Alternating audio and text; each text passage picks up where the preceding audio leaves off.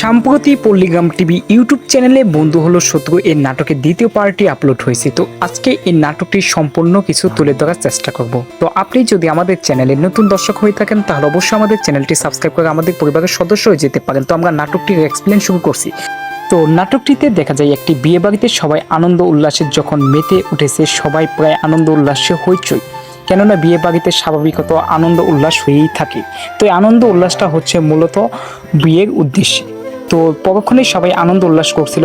ঠিক তখনই একজন লোক দৌড়ে এসে বলে যে মধু মারা গেছে, অর্থাৎ মধু আত্মহত্যা করেছে। সবাই কান্নায় ভেঙে পড়ে, বিয়ে বাড়ির নিমিষেই সেটা নরকে পরিণত হয়ে যায়। পরক্ষণে পুলিশ আসে এবং ময়না তদন্ত করতে থাকে এবং তাদেরকে সেই ডিটেলসে জিজ্ঞেস করে যে তার ছেলে কি হয়েছে, কিভাবে মরল। ইভেন তখন তারা একটা জিনিস বলে যে তার ছেলে বিয়ে হচ্ছিল এবং সেটা ভালোই কাটছিল। সেখানে আগুন আসে, আগুনের ফ্রেন্ডের বিয়ে, এবং তাকে কৃতজ্ঞতা জানায়।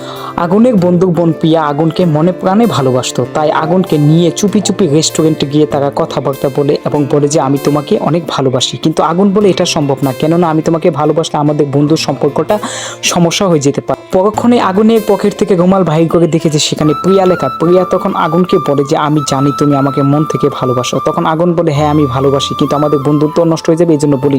মধুকে কে মেরেছে আগুনকে জিজ্ঞেস করলে আগুন বলে যে আমাদের ফ্যাক্টরিতে ম্যানেজার হিসেবে ছিল, ম্যানেজার থাকা অবস্থায় সেখানে মাল পাচার করতো। মাল পাচার করলে এটা একদিন মধু দেখে ফেলে এবং দেখে মালিককে বলে দিলে মালিক তাকে চাকরি থেকে বরখাস্ত করে মধুকে চাকরিতে স্থানান্তর করে এবং ম্যানেজার বানিয়ে দেয়। তো এটা সেই রাকিবের সহ্য হয় না এবং রাকিব সেদিন থেকে জিত নেয় যে তাকে মেরে ফেলবে। আগুন সবকিছু খুলে বললে পরক্ষণে পুলিশ তাকে গ্রেপ্তার করে এবং তাকে নিয়ে যায়।